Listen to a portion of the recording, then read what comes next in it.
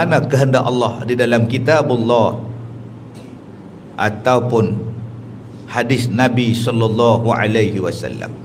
Inilah tugasan Imam Mahdi. Waktu itu tertegaklah Islam, tertegaklah keadilan sebagaimana kehendak agama kita. Bermula dalilnya an Abdullah anin Nabi sallallahu alaihi wasallam, yali rajulun min ahli baiti yuwati usmuhu ismi. Diriwayatkan daripada Ibnu Mas'ud, katanya adalah Nabi sallallahu alaihi wasallam bersabda, memerintah seorang lelaki daripada ahli rumahku yang namanya sama seperti mana namaku, dan yang diperintahnya ialah orang-orang Arab dan orang-orang muslimin. Kata Asim, diambilnya cakap ini daripada seorang sahabat Nabi sallallahu alaihi wasallam. Katanya, sekiranya tiada kekal dunia ini melainkan sehari saja lagi, besok nak kiamat, nescaya Tuhan akan memanjangkan hari itu, barulah berdiri kiamat, sehinggalah naik seorang laki-laki yang bernama Imam Mahdi memerintah. Selepas itu barulah kiamat. Maknanya selagi mana belum muncul Imam Mahdi, selagi itu belumlah terjadinya kiamat. Baik, hadis yang kita baca ni juga adalah hadis yang sahih. Baik, Ustaz, kita nak tunggu ke Ustaz Imam Mahdi ni? Tak payah, buat kerja masing-masing, sebab dia akan muncul juga. Kita nak cari ke Ustaz? Kamu nak cari di mana? Lah kok ada di Pakistan ke? Pergi cari. Lalam nikah orang Pakistan, dapat Mahdi sana pula lah. Buat ibadat sajalah, teguhkan iman sajalah di Manjui ni. Ni kadang-kadang dia nak mencari sembahyang terlepas, amalan tak buat, duk cari nak buat apa. Dia kata saya nak jadi tentera Al-Mahdi. Persiapkan diri itu dengan iman. InsyaAllah kalau rezeki ada, umur panjang, jumpalah kita dengan saat yang menjadikan kita ni dalam keadaan berada dalam keadaan yang sangat adil, indah, sebab berada dalam keadaan Islam di bawah pemerintahan Imam Mahdi. Maka sebelum Imam Mahdi datang, macam-macamlah huru-haranya. Macam sekarang lah, macam-macam huru-hara yang datang, pening kepala kita, yang hina Nabi, yang hina Allah, yang hina Quran, yang hina Islam, yang menyeksa orang Islam, yang membunuh orang Islam. Maka banyaklah akan berlaku. Maka sebelum saat itu sabarlah, sebelum datangnya Imam Mahdi. Masalah Imam Mahdi hidup dalam dunia berapa lama? Sanya Imam Mahdi itu hidup dalam dunia ni beberapa tahun, dan tidak lebih daripada 9 tahun. Dan duduklah dia memerintah orang-orang Islam sebagaimana yang disebutkan dalam hadis an Abi Sa'id al-Khudri qala khashina an yakuna ba'da nabiyyina hadathun fasa'alna nabiyallahu sallallahu alaihi wasallam. Diriwayatkan daripada seorang sahabat Nabi namanya Abi Sa'id al-Khudri, katanya, takut kami barangkali bahawa jadi apa-apa perkara haru biru selepas daripada wafat Nabi sallallahu alaihi wasallam. Maka siapalah yang nak memerintah, yang nak memimpin kami, nak menjaga agama Islam? Bila jatuh demikian dalam hati kami, kami pun pergi bertanya dengan Nabi, ya Rasulullah, jikalau bangkit apa-apa fitnah selepas daripada wafat engkau ya Rasulullah, siapakah pemimpin kami dan siapakah yang akan memerintah orang-orang Islam nanti ya Rasulullah? Maka bila dengar Nabi, maka Nabi pun menjawab. Nabi berkata, inna fi ummatil mahdiyah yakhruju ya'ishu khamsan aw sab'an aw tis'an zaidus syak. Maka bersabda ia bahawasanya di dalam umatku Ada seorang yang mendapat petunjuk daripada Allah, namanya sebagaimana nama aku, zahir ia akan hidup dalam dunia selama 5 atau 7 atau 9. Maka Zaid, tukang rawi hadis ini, syak bilangan tahun hidup sama ada 5, 7 atau 9. Maka apakala imam yang zahir itu, apakah sekalian kamu khawatirkan agama kamu? Maka dialah imam yang mengaturkan Islam dan menjalankannya sebagaimana jalanku. Maka bila muncul Imam Mahdi, insya-Allah dia akan memberikan keadilan kepada orang-orang Islam. Maka apakala ada qulna wa ma dzaka qala sinin, maka mereka berkata, apakah makna 5, 7, 9 itu? Jawabnya, tahun.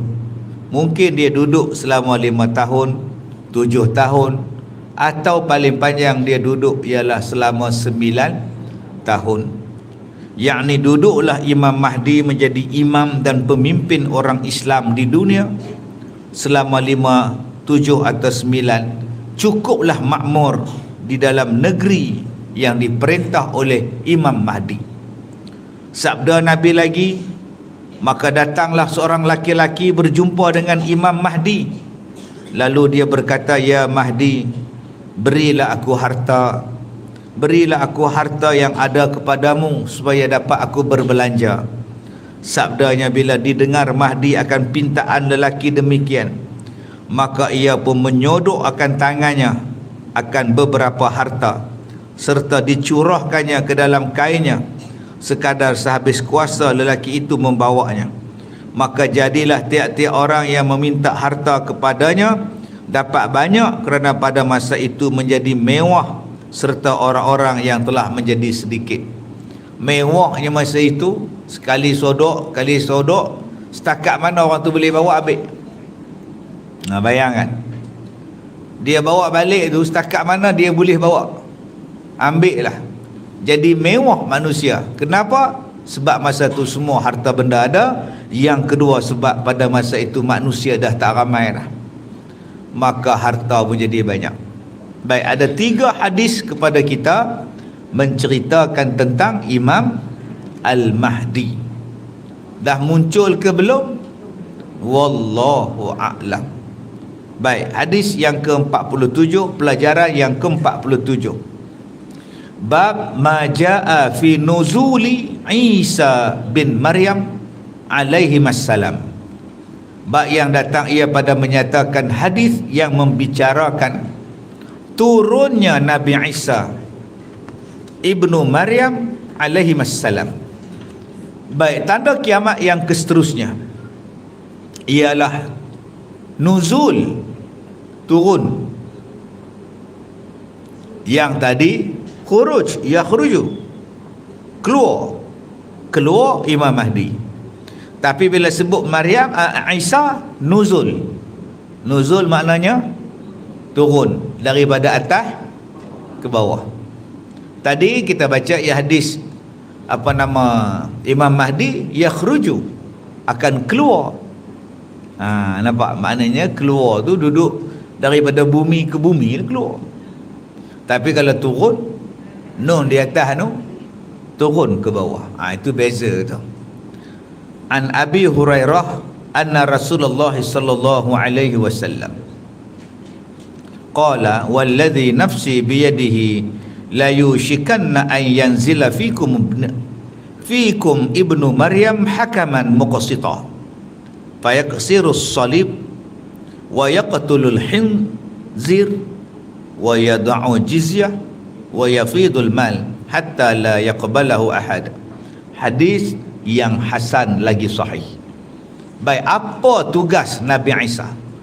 Dia bukan Nabi dah. Dia bukan menjalankan kerja-kerja Nabi lagi dah, kerana Nabi Muhammad dah jadi Nabi penutup. Dia bukan bawa ajaran Nabi yang baru, sebab ajaran Nabi pada masa itu Islam, agama terakhir. Itu kena beza. Sebab ada orang kata Nabi Muhammad Nabi yang terakhir. Kenapa ada lagi Nabi Isa? Yalah, Nabi Isa ada sebelum Nabi Muhammad.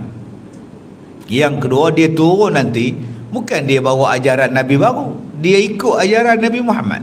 Itu kena jelas tu. Daripada Abi Hurairah radhiyallahu an bahawasanya Nabi sallallahu alaihi wasallam bersabda, demi diriku yang berada di dalam tangan kekuasaan Allah, demi yang diriku di dalam tangannya, wallazi nafsi biyadih, adakah Nabi Muhammad tu duduk dalam tangan Tuhan? Nampak? Tangan di sini bukan tangan Tuhan, bukan Nabi Muhammad duduk dalam tangan Tuhan. Puan-puan Wahabi kata Allah tu ada tangan. Habis tu kalau Allah ada tangan, kita nampaklah Nabi tu duduk dalam tangan. Tak pernah nampak pun Nabi duduk dalam tangan Tuhan. Biyadihi ni di dalam kekuasaan Tuhan.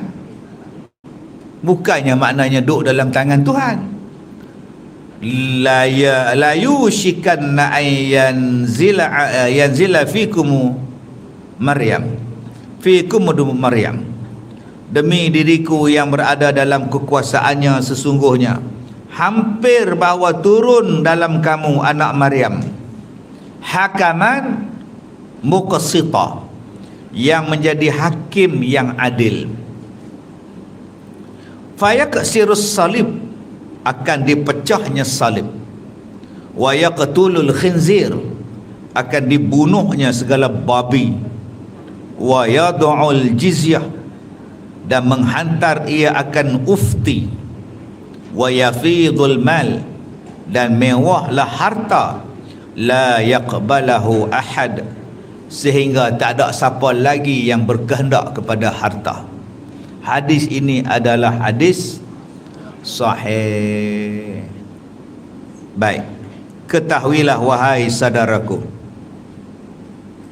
hadis-hadis yang akan datang ini menunjukkan terang-terang adanya Nabi Isa alaihissalam yang turun ke dunia dan memerintah ia ke dalamnya sebagaimana khalifah-khalifah Rasulullah yang rasyidin memerintah orang-orang Islam menjalankan agama dan mengembangkannya dengan tiada mengubah ia akan syariat yang dibawa oleh Nabi sallallahu alaihi wasallam. Dia bukan menjadi nabi yang bawa ajaran baru. Dia menjalankan syariat Nabi Muhammad sallallahu alaihi wasallam. Dan turunnya itu bukanlah kerana menjadi nabi, bahkan turunnya ke dunia kerana menjadi imam kepada muslimin muslimat dan memimpin mereka dengan sehabis-habis adil. Maka sebab dikatakan turunnya dunia ke dunia bukannya menjadi nabi, kerana Nabi bersabda, tidak ada lagi nabi selepas daripada sudah aku zahir ke dunia, dan kemudian daripada telah dibangkitkan aku menjadi Rasulullah sehinggalah hari kiamat, tidak ada lagi nabi. Maka Nabi Isa bukan lagi menjadi nabi yang bawa ajaran yang baru. Tenanglah bumi pada masa Nabi Isa sudah turun. Cukup dengan makmur di dalam masa ia menjadi pemimpin muslimin dengan cukup adil, hingga dikatakan orang, serigala yang menjadi sebesar-besar musuh kepada kambing biri-biri pun boleh dikawankan dengan biri-biri tanpa ada masalah. Begitulah amannya dunia pada saat itu, sampai serigala pun boleh berkawan dengan biri-biri. Sekarang pun dah ada dah. Anjing berkawan dengan kucing, jadi kawan. Rimau berkawan dengan kucing. Rimau berkawan dengan orang sekarang ni. Dia bela 3-4 ekor rimau duduk dalam rumah. Masya Allah. Dia bela daripada kecil, bila dah besar dia lepas dalam hutan. Dia bela singa dekat zoo. 3-4 tahun dia pergi cari balik singa tu. Singa tu ingat dia, terekam dia, peluk dia berguling-guling. Yang ni yang Allah Ta'ala sebut dalam surah Hud ayat 56. Segala binatang itu Allah pegang ubun-ubun dia. Mereka pun ada otak macam kita ya. Sebab tu tuan-tuan duk tengok lembu korban tu, ada yang pergi dekat lubang tu, turun kepala dia dekat lubang nak sembelih. Macam dia tahu yang dia nak disembelih. Yang hak lari lagi ya. Macam budak tamu sunat lari keliling kampung, lembu tadi pun lari juga. Maka ada binatang yang ingat pada tuan dia.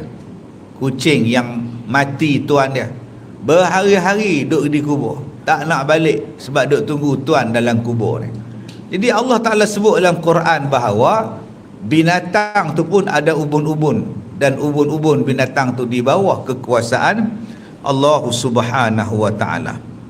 Maka kalau ada orang yang bijak, cari jalan macam mana nak kawal ubun-ubun binatang ni, supaya binatang ni boleh jaga dia, taat pada dia, boleh hidup berbaik-baik dengan binatang. Sebab ada dalil-dalilnya. Baik, dan tiada dipatahnya.